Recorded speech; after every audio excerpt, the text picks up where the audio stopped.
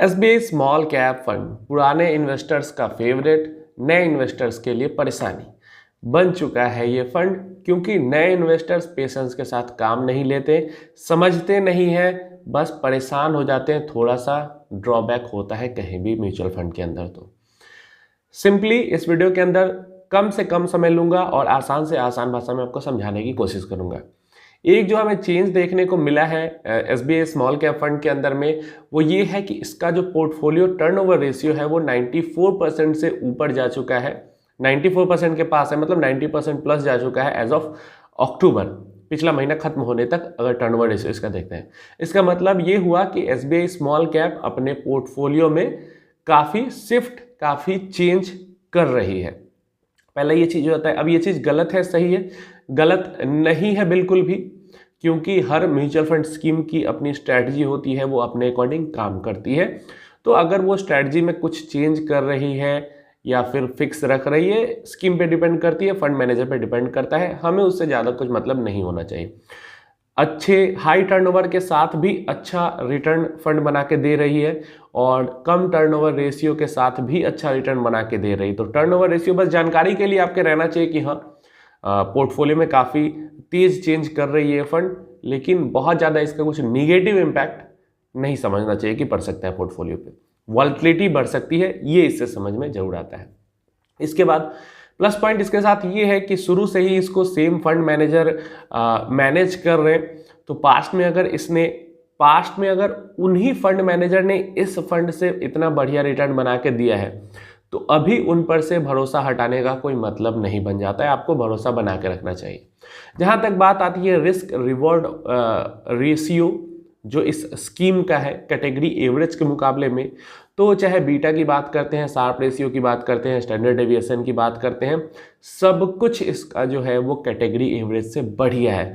मतलब mutual fund, small cap mutual fund का जो category average risk reward ratio होता है, समझो उससे बेहतर रिस्क रिवॉर्ड रेशियो इस स्मॉल कैप फंड का है। बहुत बढ़िया चीज़ है। अब बात आती है लोग परेशान क्यों है इस म्यूचुअल फंड स्कीम को लेकर। लोग इसलिए परेशान है म्यूचुअल फंड स्कीम को लेकर कि पिछले अराउंड अभी जो रिसेंट रैली आई है स्मॉल कैप फंड्स में, मतलब पिछले जो 3-6 महीने में आई थी, मार्च के बाद जो रैली आई थी, तो इस रैली में इस म्यूचुअल फंड स्कीम ने ज़्यादा पार्टिसिपेट नहीं किया। मतलब इस स्कीम ने बहुत बढ़िया रैली नहीं दिखाई है उस टाइम पीरियड में। क्योंकि उस टाइम पीरियड में इसने अच्छी रैली नहीं दिखाई है, बाकी सब में रैली आई है। मतलब ऐसे कई फंड्स हैं जिन्होंने रैली नहीं दिखाई है और बाकी सब में रैली आई है। तो इस कारण से ये फंड अपनी कैटेगरी में लास्ट 3 ईयर में भी चली गई है 19 नंबर पे, और 2 ईयर में, 1 ईयर में भी कैटेगरी के अंदर इसकी रैंकिंग डाउन हो गई है, क्योंकि बाकी सबने रैली कर ली है। ये चीज़ हो चुकी है। तो कैटेगरी के अंदर इसकी डेफिनेटली रैंकिंग लास्ट 3 ईयर में, लास्ट 2 ईयर में, लास्ट 1 ईयर में हमें डाउन देखने को मिल रही है। लेकिन मैंने आपको बोला है कि एक चीज़ आपको और देखना चाहिए, अच्छा और बुरा फंड जिसमें आप इन्वेस्ट कर चुके हो। करने वाले हो उसके लिए मैटर नहीं करता, लेकिन जिसमें इन्वेस्ट आप कर चुके हो या कर रहे हो 2 साल, 3 साल, 5 साल से, उस म्यूचुअल फंड स्कीम में ये जरूर देख लो, खासकर स्मॉल कैप्स में आपका जो XIRR रिटर्न है वो कितना है, ये आप चेक कर लो। अपने जो भी एप्लीकेशन यूज़ करते हो, पोर्टफोलियो में डैशबोर्ड में जाओ और वहाँ पे म्यूचुअल फंड स्कीम पे क्लिक करके, किसी में बताता है, किसी में ऊपर ही बता देता है XIRR रिटर्न्स, मतलब एक्चुअल टर्म्स में आपको रिटर्न कितने मिल रहे हैं। क्या जिस स्मॉल कैप स्कीम में आप इन्वेस्ट कर रहे हैं वो आपको 15% का भी रिटर्न नहीं दे पा रही है? कम से कम 1 साल से ऊपर हो जाना चाहिए। 2 साल, 2.5 साल, 3 साल का इन्वेस्टमेंट है तो बहुत बढ़िया है। 5 साल का है और भी अच्छा है, जितना लंबा समय हो उतना बढ़िया है। अब 6 महीने पहले इन्वेस्ट किया, अभी जाके आप रिटर्न्स देखने लगोगे? नहीं, ऐसा नहीं करना है। 2, 3, 5 साल पैसे इन्वेस्टमेंट कर रहे हो, क्या वो 15% से ऊपर या इतना का भी XIRR रिटर्न आपको दे पा रहा है? दे पा रहा है तो आपको और कहीं कुछ देखने की जरूरत ही नहीं, ना किसी की बात सुननी है। अगर आपको 15% तक के रिटर्न्स मिल जा रहे हैं तो आपको ना किसी का एनालिसिस देखना है, ना किसी का पोर्टफोलियो रिव्यू करवाना है, ना कहीं किसी का वीडियो देखना है, ना कोई आर्टिकल पढ़ना है, कुछ नहीं देखना है। 15% रिटर्न मिल रहे हैं, इससे ज़्यादा मिल रहा है तो और बढ़िया है। क्या एसबीआई स्मॉल कैप फंड के अंदर मिल रहे हैं? डेफिनेटली मिलने चाहिए। क्योंकि अगर हम देखते हैं एसबीआई स्मॉल कैप फंड के SIP रिटर्न्स, तो हर टाइम पीरियड में सिंस इंसेप्शन से लेके 10 years, 5 years, 3 years, 2 year, 1 year, हर टाइम पीरियड में जो इसका SIP रिटर्न्स है जो XIRR टर्म्स में आपको रिटर्न्स मिलते हैं वो 20% से ऊपर के, 20% से ऊपर के हैं, 15 की भी बात नहीं कर रहा हूँ, 20% से ऊपर है। कोई किसी ने अगर खराब से खराब टाइम डेट पे भी SIP स्टार्ट की होगी, वैसे तो SIP की खराब डेट कोई होती नहीं है, क्योंकि लमसम की खराब डेट हो सकती है, SIP की नहीं होती, क्योंकि हर महीने एवरेज आउट होता है।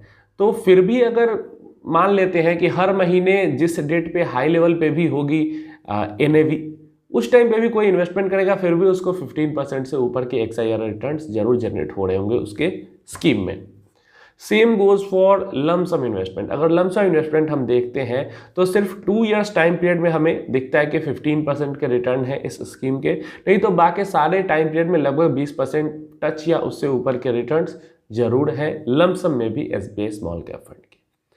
तो ऐसे में परेशान होने की क्या जरूरत? परेशानी तब होती है जब आप दूसरी स्कीम्स के रिटर्न से कंपेयर करने लगते हो। करो, ठीक है, लेकिन उनके अगेंस्ट में अगर बहुत बुरा परफॉर्म करेगी स्कीम, तब तो आप एग्जिट करने का या क्रिटिसाइज करने का सोचोगे।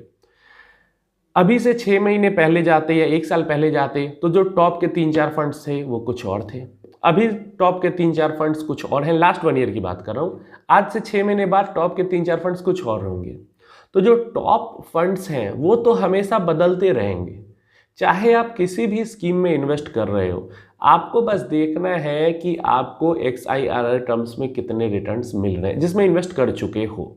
जो आप इन्वेस्ट करने जाओगे तो अब तो डेफिनेटली है कि आप लॉन्ग टर्म में देखो कि लाइक 8 साल 10 साल कम से कम 5 साल से कौन से फंड्स हैं और बढ़िया परफॉर्म कर रहे हैं। लेकिन जब आप इन्वेस्ट कर चुके हो तो जिस भी फंड में इन्वेस्ट कर चुके हो, अगर 1.5, 2, 3 साल बीत रहा है तो XIRR में कम से कम 15% के रिटर्न मिल रहे हैं नहीं, बात खत्म हो जाती है। और जहाँ तक SBI स्मॉल कैप के टर्म में बात है, यहाँ पे डेफिनेटली रिटर्न्स अच्छे इन्वेस्टर्स के बन रहे हैं।